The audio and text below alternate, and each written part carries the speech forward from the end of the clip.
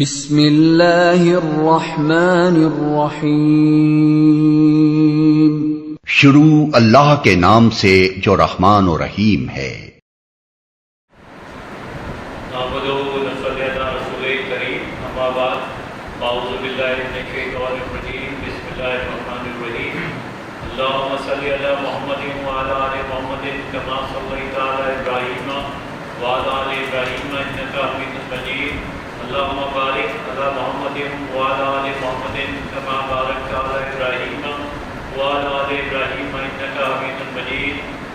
یا اللہ، یا رحمانو، یا رحیمو، یا سمدو، یا مہیمنو، یا علیمو، یا علیمو، یا علیو، یا عزیزو، یا یو، یا قیوم، برحمتک نستغیث۔ لا الہ الا انت سبحانک انی کنت من الظالمین۔ لا الہ الا اللہ وحدہ لا شریک لہ، لہ الملک ولہ الحمد وہو علی کل شیء قدیر۔ قل هو اللہ احد اللہ الصمد لم یلد ولم یولد ولم یکن له کفوا احد۔ رب اشرح لی صدری ویسر لی امری واحلل عقدۃ من لسانی یفقهوا قولی۔ رب زدنی علما، رب یسر ولا تعسر وتمم بالخیر۔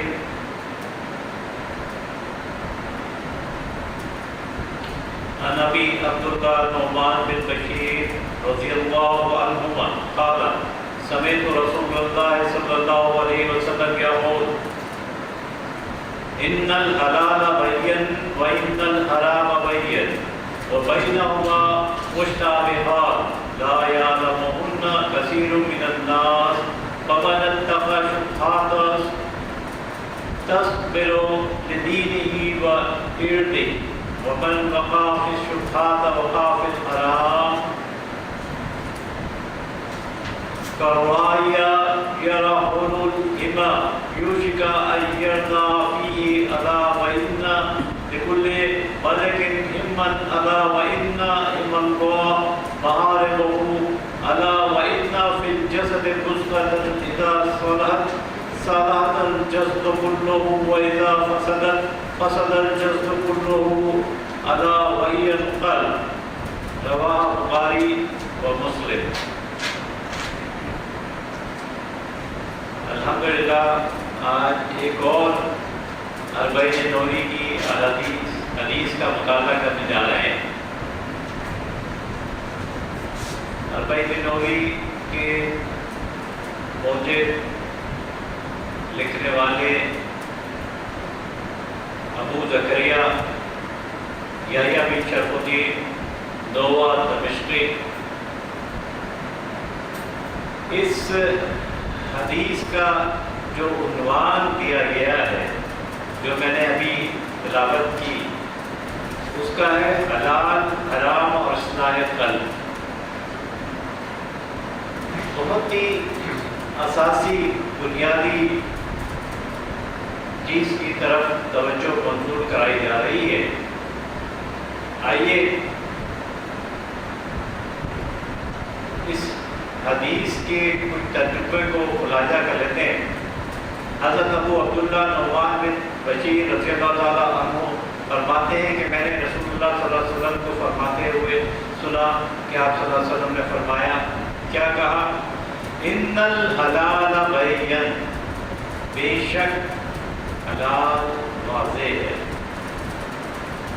وَإِنَّ الْحَرَامَ بَيِّن، اور بے شک حرام بھی واضح، وَبَيْنَهُمَا أُمُورٌ مُشْتَبِهَةٌ، اور ان دونوں کے درمیان مشتبہ چیزیں ہیں، لا يعلمهن كثير من الناس، جنہیں اکثر لوگ، بیشتر لوگ نہیں جانتے۔ فمن اتقى الشبهات واستبرأ لدینہ وعرضہ، پس جو شبے میں ڈالنے والی چیز سے بچا، اس نے اپنے دین اور عزت کو محفوظ کر لیا۔ ومن وقع فی الشبہات وقع فی الحرام، اور جو جو شبہ ڈالنے والی چیزوں میں پڑ گیا تو وہ حرام میں پڑ گیا. رایا یرا اول اما یوشکا ان یرتا فی، اس کی مثال اس چرواہے کی ہے جو کسی دوسرے کی چراگاہ کے ارد گرد چراتا ہے، تو قریب ہے کہ جانور اس چراگاہ سے بھی چل رہے ہیں. الا وان لکل ملک حمن الا وان حمل معارف، خبردار رہو، ہر بادشاہ کے لیے چراگاہ ہوتی ہے اور اللہ کی چراگاہ کی حد اس کی حرام کرنا چاہیے. الا وان فی الجسد مضغۃ اذا صلحت صلح الجسد كله واذا فسدت فسد الجسد كله. آگاہ رہو، جسم میں ایک روسڑا ہے، جب وہ سنور گیا تو سارا بدن سنور گیا، اور جب وہ بگڑ گیا تو سارا ہی بدن بگڑ گیا. اللہ وحی القلب، آگاہ رہو کہ وہ دل ہے. صحیح بخاری اور صحیح مسلم کی متفق علیہ حدیث. الحمدللہ آپ نے دیکھا کہ اربعین نووی کی زیادہ تر احادیث متفق علیہ ہیں، صحیح ہیں، صحیح بخاری کی بھی ہیں اور صحیح مسلم کی بھی ہیں، مستند احادیث ہیں.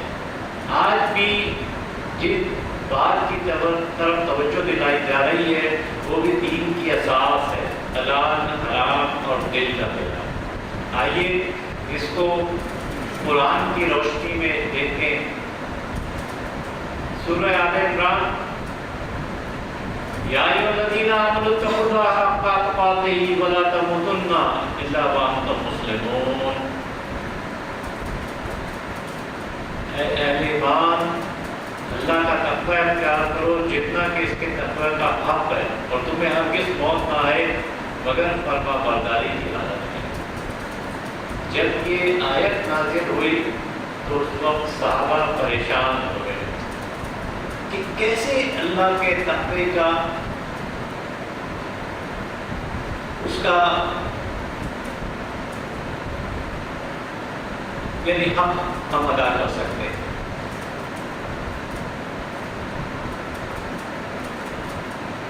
سورہ مائدہ، اے لوگو جو ایمان لائے ہو تم پر ذمہ داری ہے صرف اپنی جانوں کی. جو کوئی گمراہ ہو جائے وہ تمہیں نقصان نہیں پہنچا سکتا جبکہ تم ہدایت پر ہو. اللہ ہی کی طرف تم سب کو لوٹ کر جانا ہے اور وہ تمہیں بتا دے گا جو تم کرتے رہے ہو. سورۃ النحل، اور مت کہو جس کے متعلق تمہاری زبانیں جھوٹ گھڑتی ہیں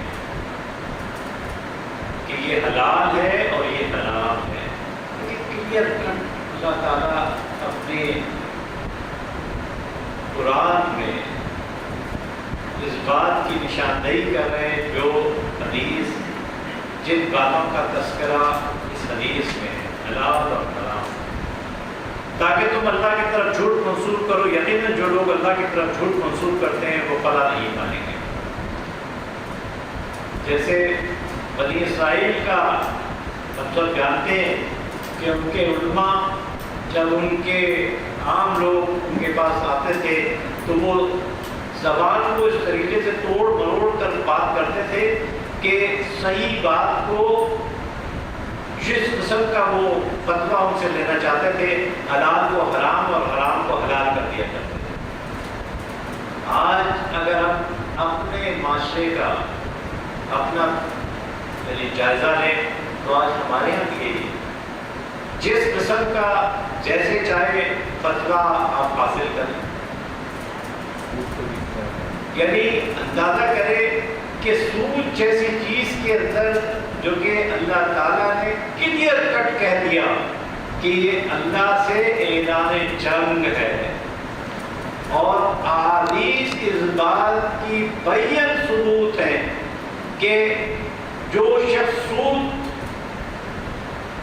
کے چیزوں میں انوالو ہوتا ہے تو کیا کہا گیا ہے کہ نعوذ باللہ یعنی اندازہ کرے کہ وہ اپنی ماں سے زنا کے برابر، یعنی کراہت کا اندازہ کرے، اس کی یعنی سختی کا اندازہ کرے.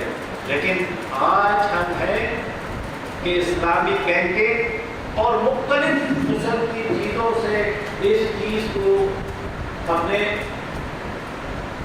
اپنے لیے حلال کیا، اپنے لیے راستے تلاش کیے ہوئے، جیسے کہ بنی اسرائیل کرتے تھے. وہ حدیث یاد کریں حضرت محمد صلی اللہ علیہ وسلم کی کہ ایک زمانہ وہ آئے گا کہ جب جو برائیاں بنی اسرائیل میں تھیں وہی اس کی کاپی مسلمان بھی کرے، یعنی ایک جوتی دوسرے جوتی کے مشابہ ہو جائے گی. تو آج دیکھ لیں کہ ہمارا بھی حال، یعنی کہ جو قرآن کے اندر یا حدیث کے اندر جو چیزیں بتائی جاتی ہیں یا بنی اسرائیل یا دوسری قوموں کے یہود و نصارہ کی جسے بیان کی جاتی ہیں، اس سے نہیں ہے، بلکہ یہی چیزیں آج جس بگاوٹ کی وجہ سے، جن حلال کو حرام اور حرام کو حلال کرنے کی وجہ سے وہ قومیں تباہ و برباد ہوئی، ان کو مٹا دیا گیا ہستی سے، یہی حال ہمارا بھی ہوگا اور ہمارا بھی ہو رہا ہے. آج دیکھ لیں کہ ہم کہاں کھڑے ہیں، کس قسم کی چیزیں ہم پر نہیں ہیں. سورہ بقرہ تلک حدود اللہ، یہ اللہ کی مقرر کی ہوئی حدود ہے، بس ان کے قریب بھی مت جاؤ. اس طرح اللہ واضح کرتا ہے اپنی نشانیاں لوگوں کے لیے تاکہ وہ تقویٰ کی روش کریں. بار بار یاد دہانی ہے اللہ تعالیٰ اپنے کلام میں کس طریقے سے ہمیں متوجہ کر رہے ہیں. بار یہ حدیث حضرت عبدالرحمن بن یزید رضی اللہ عنہ سے روایت ہے کہ ایک دن لوگوں نے حضرت عبداللہ بن مسعود رضی اللہ تعالیٰ سے بہت باتیں اور کیا کہا، اب آج کے دن جس شخص کو تم میں سے فیصلے کرنے کی ضرورت پیش آ جائے تو اس کو چاہیے، ایک گائیڈ لائن دی جا رہی ہے کہ کہیں کسی مشکل میں پھنس جاؤ، کہیں کسی حلال حرام اور مشتبہ چیزوں کے اندر پھنس جاؤ تو تمہارے پاس گائیڈ لائن کیا ہے، تمہارے پاس وائٹل پرنسپل کیا ہے، وہ پرنسپل بتا دیے گئے. پہلی چیز کیا کہا، اللہ تعالیٰ کی کتاب کے مطابق. پہلی چیز جو سورس ہے کسی بھی مسئلے کو حل کرنے کا وہ ہے کیا، اللہ تعالیٰ کی کتاب. اگر اس کتاب کے اندر تسلی و تشفی نہیں ہوتی تو دوسرا حل بتا دیا گیا کہ رسول اللہ صلی اللہ علیہ وسلم کے حکم کے ہوگا. انہوں نے اس چیز کو کس طریقے سے حل کیا تھا، پریکٹیکل کر کے دکھایا. 23 سال کی پوری زندگی کے اندر ایک پورے قرآن کو کی ترجمانی کر دی، وہ باتیں جو مبہم تھی ان کو کلیئر کٹ پیش کر دی.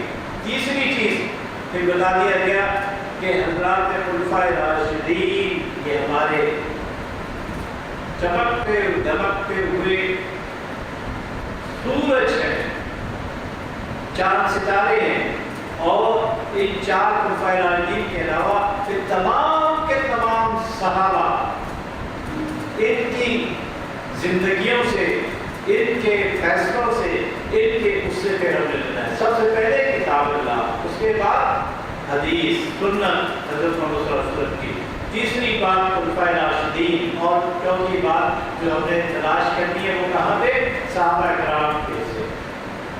پانچویں بات اپنے عقل و فہم سے.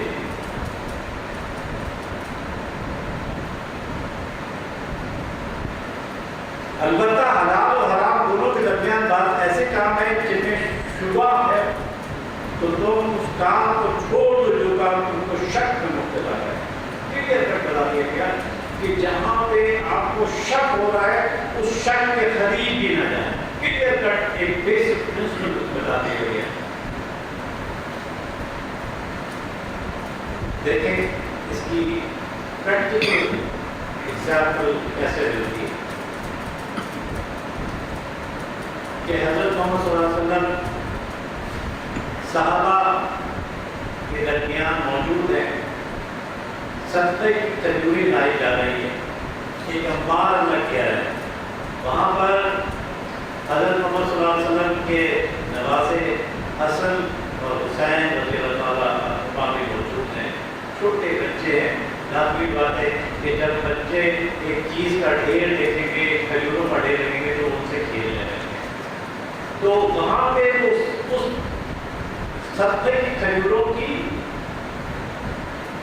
اس کو بارہ تقسیم کیا جا رہا تھا، ایک انبار لگا ہوا تھا، تو یہ بچے بھی اسے کھیلنے لگے اور غلطی سے ایک کھجور امام حسن رضی اللہ تعالیٰ عنہ نے لے رکھ لی اپنے ہاتھ میں، اور پھر کیا ہوا، جب یہاں سے فراغت پائی آپ نے حضرت محمد صلی اللہ علیہ وسلم نے ان کو اپنے کندھوں پر بٹھا کر گھر کی طرف کر دیے، تو دیکھا کہ کچھ لعاب دہن حضرت محمد صلی اللہ علیہ وسلم کی گردن پر گر رہا ہے، تو انہوں نے جیسے ہی دیکھا کہ امام حسن رضی اللہ عنہ کے اس میں نگاہ پڑی تو دیکھا کہ وہ کوئی چیز چبا رہے ہیں، تو اندازہ ہو گیا انہیں کہ کوئی یعنی انہوں نے کھجور لے لی ہے، اور صدقے کی کھجور سے متعلق انہوں نے فوراً سے ان کے منہ میں انگلی ڈال کر اس کھجور کو نکال دیا۔ اندازہ کریں دوستوں، حلال حرام تو بڑی دور کی باتیں ہیں، یعنی کتنی چھوٹی سی چیز ہے اور اس چیز کو کس طریقے سے یعنی آپ نے نکالا اور منع کیا، اور اپنا ہاتھ ڈال کر منہ میں سے وہ کھجور نکالی، فرمایا تمہیں پتہ نہیں کہ آل محمد صلی اللہ علیہ وسلم کے لیے صدقہ حلال نہیں، متفق علیہ۔ لیکن چھوٹی چھوٹی باتیں پریکٹیکلی کر کے دکھائی، یہ نہیں کہ کوئی تھیوریٹیکل پرنسپل دیں، بلکہ ان کے اوپر اپلائی کر کے دکھایا ہے۔ کون لوگ روز قیامت یوم محشر کامیاب ہوں گے؟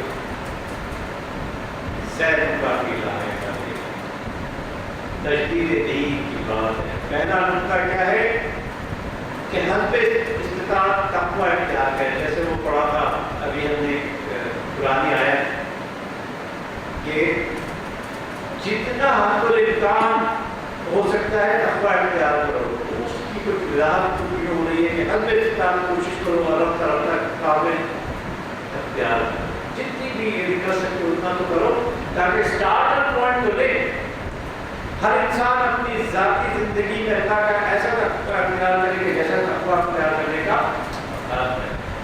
یاد کریں اس حدیث کے غریب کو، اسلام، ایمان اور احسان، احسان کا درجہ اختیار کر لیں، ایمان کو اس طریقے سے اپنے رگو پے کے اندر سما لیں، اپنے بلڈ کے اندر سرکولیٹ کر لیں کہ ایک ایک لمحہ اس بات کی گواہی دے کہ اللہ، اگر میں اللہ کو نہیں دیکھ سکتا ہوں اپنی آنکھوں سے تو اللہ تو مجھے دیکھ ہی رہا ہے۔ تو یہ تقویٰ کا معیار احسان کے لیول پر آنا چاہیے، یعنی اللہ کی نافرمانی سے ایسے بچتے رہنے کا حق ہے۔ دوسرا نقطہ کیا ہے کہ تمام مسلمان قرآن کی بنیاد پر آپس میں متحد ہو جائیں۔ دیکھیں نا، کالے کو گورے سے، گورے کو کالے سے، پیلے کو سفید سے، اجمی کو عربی سے، عربی کو اجمی سے جوڑنے والی چیز کیا ہے؟ یہ ہے قرآن۔ وَاعْتَصِمُوا بِحَبْلِ اللَّهِ جَمِيعًا، اس قرآن کو مضبوطی سے تھام لو اور تفرقے میں نہ بڑھو۔ یہ جو فرقہ واریت ہے، آج جو ہم جس دلدل میں پڑے ہوئے ہیں اور جس طریقے سے ہماری پٹائی ہو رہی ہے، جس طریقے سے اللہ کا عذاب پر نازل ہو رہا ہے کہ ہم تفرقے میں بڑھ گئے، فرقوں میں بڑھ گئے، چھوٹی چھوٹی ٹوکریوں میں بڑھ گئے، گروہوں میں بڑھ گئے، کہیں پر یعنی دین کے نام پر، کہیں پر جو ہے یعنی مذہب کے نام پر، کہیں پر قومیت کے نام پر، کہیں پر صوبوں کے نام پر، بس یہ کہ تفرقے میں بٹے ہوئے ہیں اور ہماری پٹائی ہو رہی ہے اور ہم آج مصیبت میں ہو رہے ہیں۔ یہ مشن تمام مسلمانوں کو متحد کر دے گا اور باہمی انتشار کا حل صرف اور صرف اس پہ ہے کہ ہم اس قرآن کو مضبوطی سے تھام لیں۔ تیسرا نقطہ، متحد ہونے کے بعد مسلمان باہم مل کر جماعت کی صورت میں لوگوں کو خدمت قرآن کے مشن میں شریک ہونے کی دعوت دے، نیکیوں کو پھیلائے اور برائیوں کو روکے۔ وَلْتَكُن مِّنكُمْ أُمَّةٌ يَدْعُونَ إِلَى الْخَيْرِ وَيَأْمُرُونَ بِالْمَعْرُوفِ وَيَنْهَوْنَ عَنِ الْمُنكَرِ۔ تم میں کچھ لوگ ضرور بدل ہونے چاہیے جو نیکی کا حکم دیں اور برائی سے روکیں، اور جو لوگ یہ کام کریں گے وہی فلاح پائیں گے۔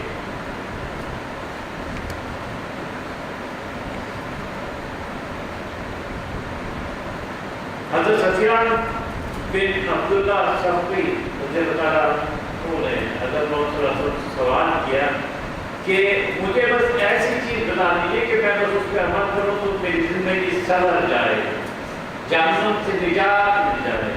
تو حضرت محمد صلی اللہ علیہ وسلم نے فرمایا تو کہے کہ میں اللہ پر ایمان لایا تو اس پر ثابت قدم ہو جا، تم مستقل استقامت اختیار کریں، مضبوطی سے جڑ جا۔ صحیح مسلم کی حدیث۔ زبان تازہ کر دم باقرار ہو،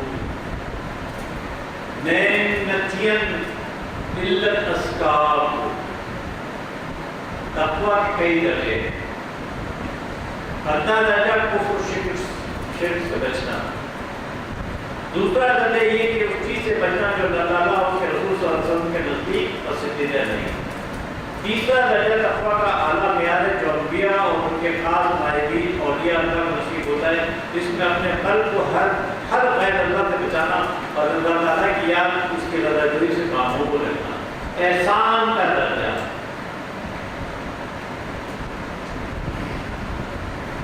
حضرت انس رضی اللہ تعالیٰ عنہ کے نزدیک کوئی آدمی اس وقت تک اپنے تقویٰ ادا نہیں کر سکتا جب تک کہ وہ اپنی زبان کو محفوظ نہ رکھے۔ یاد کریں حضرت صلی اللہ علیہ وسلم کے وحید کہ تم مجھے دو جبروں کے درمیان زبان اور دو راہوں کے درمیان شرمگاہ کا ذمہ دے دو تو میں تمہیں اس چیز کی بشارت دیتا ہوں، جنت کی بشارت دیتا ہوں۔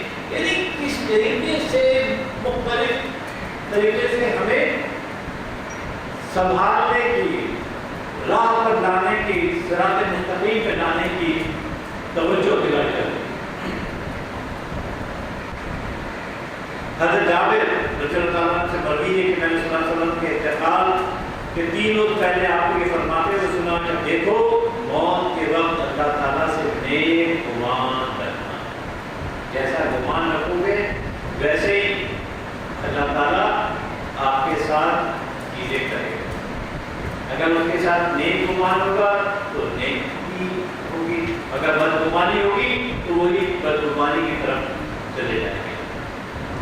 حضرت ابو ہریرہ رضی اللہ تعالیٰ عنہ سے روایت ہے کہ رسول اللہ صلی اللہ علیہ وسلم نے فرمایا میرا بندہ میرے ساتھ جیسا گمان رکھے گا میں اس گمان کے پاس ہی ہوں، اگر وہ میرے ساتھ اس سے ڈر رکھتا ہے تو میں اس کے ساتھ اچھائی کروں گا، اور اگر وہ میرے ساتھ بدگمانی کرے گا تو میں اس طرح دیکھ لیں کیسے بار بار ہمیں یہ باتیں سمجھائی جا رہی ہیں۔ معاف کر دے گا، شرک کو کبھی معاف نہیں کرے گا۔ سب مل کر اس کی رسی کو مضبوطی سے پکڑ لو اور قصر کر دے دو، وہاں قصر بولے کر دے دو، اپنے ہاتھوں کی پہنوائی کرو۔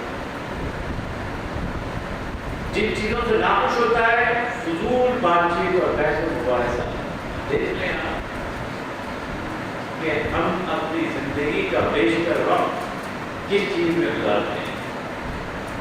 وہ باتیں جن کا کہ کنسٹرکشن سے، کنسٹرکٹیو چیزوں سے رول کا بھی تعلق نہیں، اس میں لگے ہوتے ہیں۔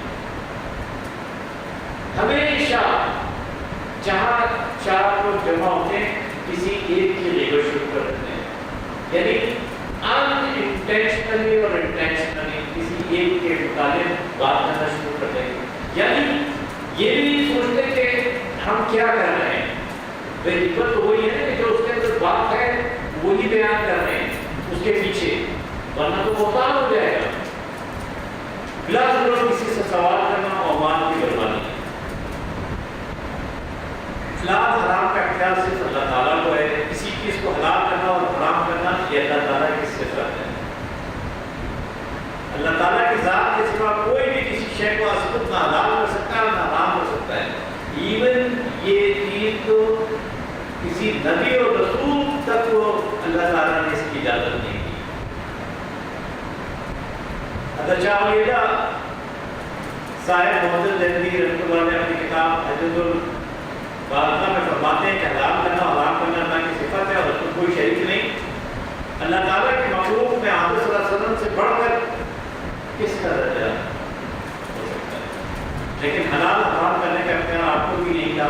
یہ بات آپ کئی دفعہ سن چکے ہیں کہ آدھا صلی اللہ علیہ وسلم نے خانگی معاملات درست رکھنے کے لیے صرف اپنی ذات کے لیے شہد حرام کیا اور فوراً سے اللہ تعالیٰ نے اس کی روکا اور پوری کی پوری ایک آیت نازل کر دی، سورۃ تحریم نازل کی۔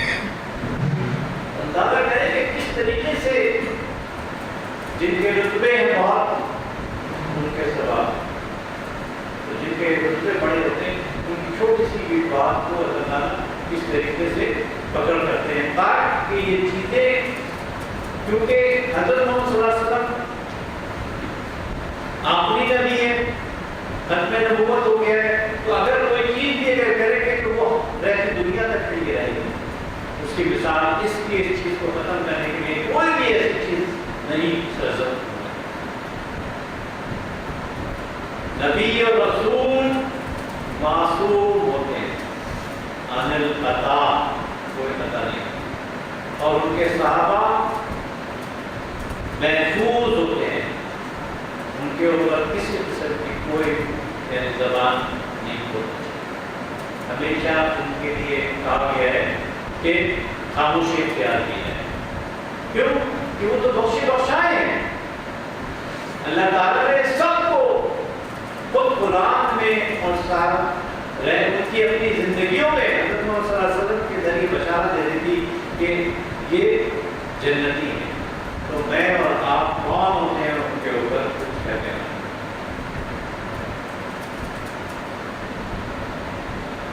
یہی وہ بات کہ آپ نے اپنی ویڈیو کے لیے حلال چیز کو حرام کر دیا تھا تو سختی سے آیت آئی اور پھر اس چیز کو، ہر چیز مباح ہے جب تک کہ شریعت اسے حرام نہ ٹھہرا دے، لیکن کتنا یعنی حلال کا جو وہ ہے وہ بہت وسیع ہے، ہر چیز مباح ہے جب تک کہ اس کی حرام کوئی چیز نہ ٹھہرا دی جائے۔ بات کیا مطلب جائز ہے۔ قیامت اور حیات بعد موت کا ایک چھوٹا سا روایت ہے، اس کا موت کے بعد روح وقت کے تمام شدتوں میں زندہ رہتی ہے، لیکن جسم و مکان کا پابند ہے اور اس کے اجزاء مکان ہی میں تحلیل ہو جاتے ہیں، لیکن آخرت میں روح اپنے اجزاء کو پہچان کر اپنے پرانے ڈیزائن کے مطابق اکٹھا کرے گی، یوں روح نفس اور جسم مل کر پیدا جیسا انسان بن جائے گا، ٹھیک ہے نا؟ جسم یہی رہ جائے گا، روح اللہ کے پاس چلی جاتی ہے، ڈپینڈنگ اپان کے سجین ہے یا نہیں ہے، اور جب پھر دوبارہ ان کو جب یوم محشر اٹھایا جائے گا تو یہ روحیں اپنے مقام کو تلاش کر کر ایز اٹ از جیسے تھی ویسے ہی دوبارہ اٹھتے ہیں۔ ہر جب دوسروں کے طرز عمل کو دیکھنے کے بجائے اپنی اصلاح کی فکر میں رکھنا ہے۔ جب افراد میں اپنی اصلاح کی فکر پیدا ہوگی تو چراغ رہے گا اور رفتہ رفتہ معاشرہ بھی اصلاح کی طرف بڑھے گا۔ آج ہم ہمیشہ ہماری انگلی پوائنٹنگ رہتی ہے، دوسرے کی طرف ہوتی ہے، یہ نہیں دیکھتے کہ یہ چار بند انگلیاں ہیں یہ ہماری طرف خود پوائنٹ کریں۔ ایک انگلی اگر ہم کسی دوسرے کی طرف اٹھا رہے ہیں تو چار انگلیاں ہماری طرف پہ اٹھیں گی۔ حضرت ابو بکر صدیق رضی اللہ تعالیٰ تمہاری ساری تبلیغ کوشش امر بالمعروف و نہی عن المنکر کے باوجود اگر کوئی شخص برا رہتا ہے تو اس کا تم پر کوئی جرمانہ نہیں. یاد کریں حضرت محمد صلی اللہ علیہ وسلم سے خود قرآن میں کیا چاہتے ہیں؟ آپ کا کام ہے لوگوں تک اس چیز کو پہنچا دینا. ہدایت دینا کام اللہ کا ہے. کس کو کہاں پہنچانا ہے وہ کام اللہ کا ہے. غزوہ احد کو یاد کریں جب دندان نے شہید کر دیے گئے اور آپ بے ہوش ہو کے گر پڑے اور جب دوبارہ اٹھے ہیں تو آپ نے کیا الفاظ بنائے گے؟ وہیں پہ آپ کو کہا گیا نہیں یہ ہدایت دینا آپ کا کام نہیں. یہ ہدایت آپ دیکھیں جب وہ پاسا پلٹا تھا تو جس کے ہاتھ جن کے ذریعے سے یہ کرایا گیا تھا وہ پھر کہاں آ گئے؟ وہی جو ہے کرار بن گئے. وہی اللہ حضرت محمد صلی اللہ علیہ وسلم کی تلوار بن گئے اور انہوں نے کتنی فتوحات کی.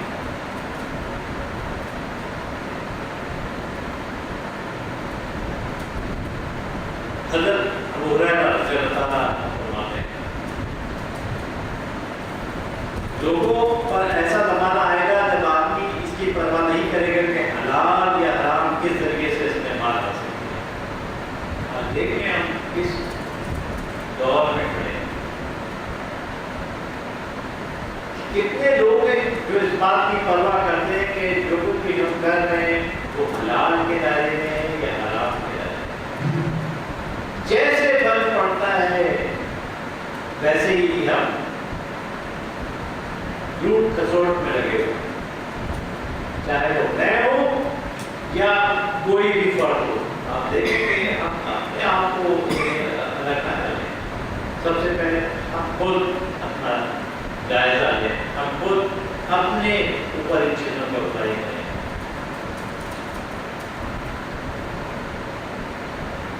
چند مسائل دریا فرمانے حضرت عمر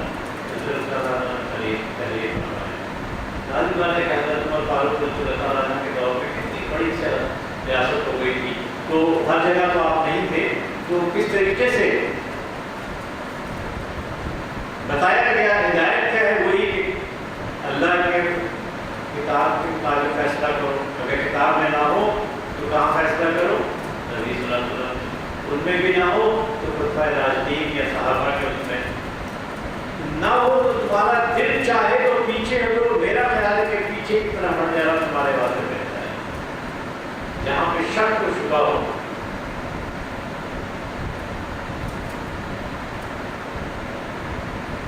ساتھ ہلاک کر دینے والی چیزیں کیا ہیں؟ اللہ کے ساتھ کسی کو شریک کرنا, جادو کرنا, کسی نفس کا قتل کرنا اللہ نے حرام کیا, اور سوائے حق کے یتیم کا مال کھانا, سود کھانا, جہاد سے دشمن کے مقابلے سے بھاگنا, پاک کا عورتوں پر بدکاری کی دونوں پہ متفق ہے. حلال کو حرام اور حرام کو حلال کرنے والی باتیں. حضرت ابو ہریرہ رضی اللہ عنہ فرماتے ہیں التقویٰ ہاں ہونا, التقویٰ ہاں ہونا. آپ صلی اللہ علیہ وسلم نے اپنے سینے مبارک کی طرف اشارہ کرتے 3 مرتبہ فرمایا تقویٰ یہاں ہوتا ہے. دیکھیں شرعی احکام میں تو سب سے بڑا درجہ کس کا ہے؟ فرض کا. اس کے بعد واجبات کا, اس کے بعد سنت کا, سنت کے بعد بھی موقع, پھر غیر موقع, پھر نفل کا, پھر مبارک کا. تو اس طریقے سے کیٹیگرائز کر دیا گیا ہے کہ, اور اسی طریقے سے یہ تو حلال چیزیں تھی.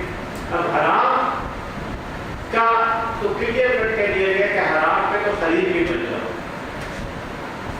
کیوں کہ جب جس چیز میں شک ہو, اگر اس پہ اگر آپ نے منہ مارا تو آہستہ آہستہ مباح کام کرتے کرتے آپ اس طرف چلے جاؤ گے جہاں پہ حرام بھی کھانے لگو گے, اور اس طریقے سے آپ حلال کھاتے کھاتے حرام کی طرف چلے جاؤ. تو جس چیز میں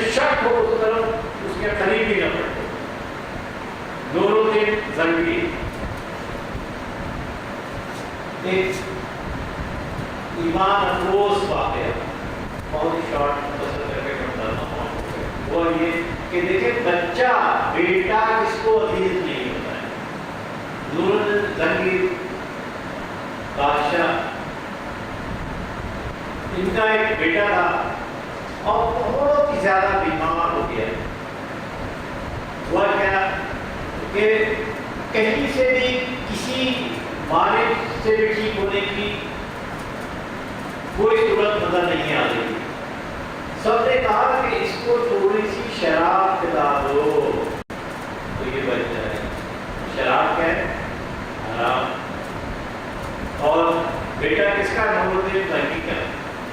متقی پرہیزگار کی چاروں مسلک والوں کو بلایا، پوچھا کہ بھائی آپ یہ کہہ رہے ہو کہ یہ میری کر دو؟ تو انہوں نے کہا ہاں بالکل، یعنی اللہ تعالیٰ نے اور حضرت صلی اللہ علیہ وسلم نے خود ہی بتایا ہے کہ حرام چیز بھی بقدرے ضرورت کے جب جانکری موت کا عالم ہو تو اس میں آپ حلال کے طور پر استعمال کر سکتے ہیں، وہ حلال ہے، سب میں دیتی ہیں. لیکن پھر بھی نہیں مانا. سب کو بلا لیا اپنے دربار میں، یعنی فتویٰ بھی مل گیا کہ ابھی کر سکتے ہیں. سب کو بلا لیا اپنے دربار میں کہ بتاؤ کہ مجھے اگر میں اس کو یہ شراب نہ پلاؤں تو تم گارنٹی دیتے ہو کہ یہ جو ہے یعنی مر جائے گا؟ کیسے؟ یا اگر شراب پلاؤں گا تو یہ بچ جائے گا؟ یعنی اگر شراب جیسے کہ تم کہہ رہے ہو کہ اس کو دے دوں میں تھوڑی سی یہ بچ جائے گا، کیا تمہارے پاس شورٹی ہے؟ تو اس متقی پرہیزگار نے اپنے بیٹے کو شراب نہیں پلائی اور ایسے ہی اس کا مثال ہے. بادشاہ کا بیٹا متقی پرہیزگار اور اسی کا سلطان صلاح الدین ایوبی اسی کا مثال ہے. ایسے لوگ ہوتے ہیں دوستوں، اپنی دلی کیفیت کے مطابق فیصلہ کرو. نیکی وہ ہے جیسے تمہارا نفس اور دل مطمئن ہو، جبکہ گناہ وہ ہے جو تمہارے شکی میں کھڑکے. جیسے کہ کوئی برائی کرتے ہیں دل میں خلش پیدا ہوتی ہے، انسان اپنے آپ کو کوستا ہے، اپنے آپ کو ملامت کرتا ہے، اور جب کوئی اچھا کام کرتا ہے تو دل باغ ہو جاتا ہے، خوش ہو جاتا ہے. تو یہ دل ہے جو اسے اس حدیث میں بتایا گیا. تمہارا سینہ اس کے بارے میں متردد ہو اور لوگ اس کے بارے میں کوئی بھی فتویٰ دے، اصل مفتی تو تمہارا دل تمہارے جسم میں موجود ہے، اس سے فتویٰ لے لو اگر تقویٰ کا لیول تمہارا کچھ ہے. مباح اشیاء کا زیادہ استعمال مکروہ کے ارتکاب کا پیش کرنا ہے. دیکھیں کیسے، اور مکروہ اشیاء کا عام استعمال حرام کے ارتکاب کا باعث ہوتا ہے. یعنی step by step vicious circle ہے کہ مباح کو آپ نے اپنایا تو وہ چیزیں مکروہ کی طرف لے کے جاتی ہیں، اور جب مکروہ زیادہ کرنے لگے تو وہ چیزیں آپ کو حرام کی طرف لے کے چلے جاتی ہیں. نبی صلی اللہ علیہ وسلم اس حدیث میں کیا فرمایا کہ شرعی طور پر جب چیزیں حلال یا حرام ہے ان کا حکم بالکل واضح ہے، کوئی اس میں یعنی فیصلہ کرنے میں دقت ہی نہیں ہوتی ہے. کتاب سنت پہ واضح اس کے دلائل موجود ہیں، البتہ بعض چیزیں ایسی جن کی حکمت اور حکمت کی صراحت نہیں.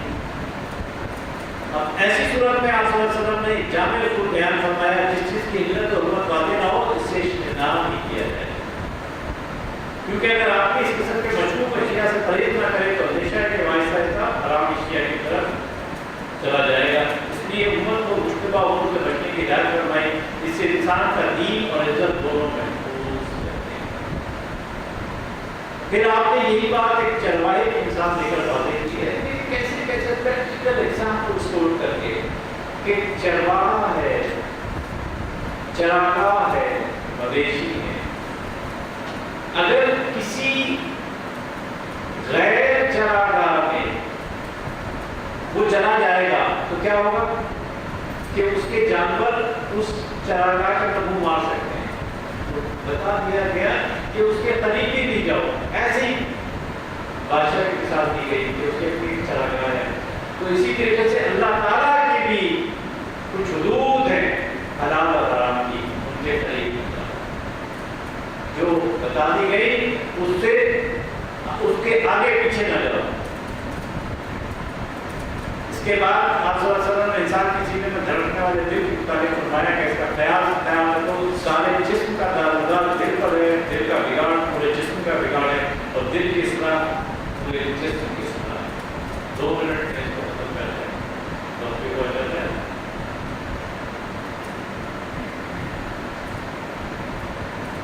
پورے دل جسم کا دارالمدار کس کو ہوتا ہے؟ دل پر. تو اسی لیے دل کو خیال رکھنے کی زیادہ ضرورت ہے. دلوں پر زنگ لگ جاتا ہے.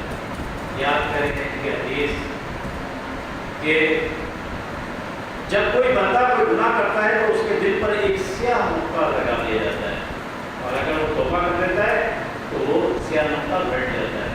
اگر توبہ نہیں کرتا اور گناہ کرتا ہے تو یہ نقطہ بڑھتا چلا جاتا ہے اور پھر دل سیاہ ہو جاتا ہے. پوچھا گیا کہ اس کا علاج کیا ہے؟ اس کا علاج کیا ہے؟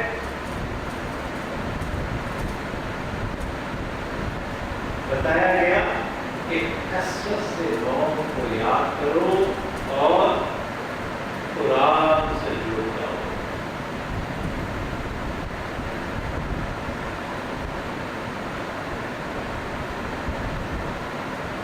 موت کو بکثرت یاد کریں اور قرآن مجید کی تلاوت کریں. یہ 2 چیزیں ہیں جو کہ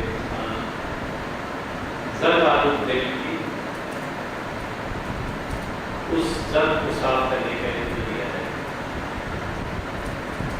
نیکی اچھے اخلاق کا نام ہے. گناہ جو تیرے سینے میں کھٹکے اور تو اس پر لوگوں کو گناہ ہونے کو ناپسند کرے.